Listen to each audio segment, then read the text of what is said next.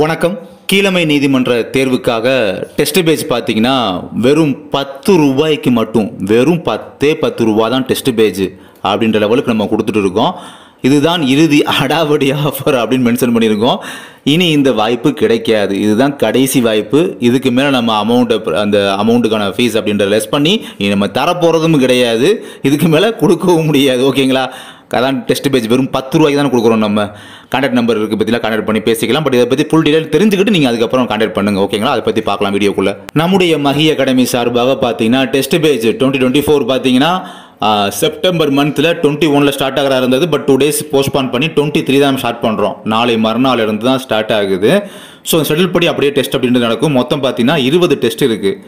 ஒரு டெஸ்ட்டுக்கு வெறும் 10 ரூபா மட்டும்தான். ஒரு நாளைக்கு ஒரு டெஸ்ட்டு வெறும் 10 ரூபா மட்டும்தான். 20 நாளைக்கு தொடர்ந்து டெஸ்ட் நடைபெறும். 20 நாளைக்கு சேர்த்து பார்த்தீங்கன்னா வெறும் 200 ரூபா மட்டும்தான் அந்த டெஸ்ட் பேஜுக்கான ஃபீஸ். அவ்வளவுதான். ஓகேங்களா?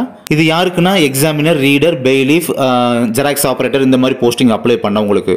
அடுத்து நம்ம பார்க்க போகிறது ஓஏ, மசால்ச்சி, மற்ற அதர் ஆல் போஸ்டிங் அப்ளை பண்ணியிருப்பாங்க பார்த்தீங்களா, அவங்களுக்கு 21ஆம் தேதி ஆரம்பிக்க வேண்டியதாக இருந்தது. பட் அதை கொஞ்சம் போஸ்ட்பான் பண்ணி 23 தான் அவங்களும் ஸ்டார்ட் பண்ணுறோம். அது பார்த்தீங்கன்னா ஒரு 13 டெஸ்ட் மட்டும் தான் இருக்கும். மொத்தமே எல்லாமே டோட்டலாக கவர் ஆகிரும் டெஸ்ட் பேஜில். ஓகேங்களா?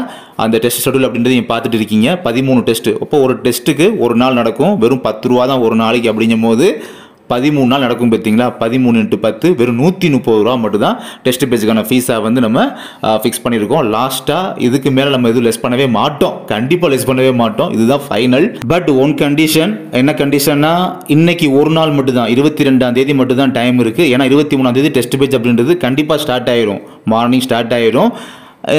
ஆகையால் பார்த்தீங்கன்னா இந்த ஒரு நாள் 22ஆம் தேதி ஒரு நாள் தானே இருக்குது.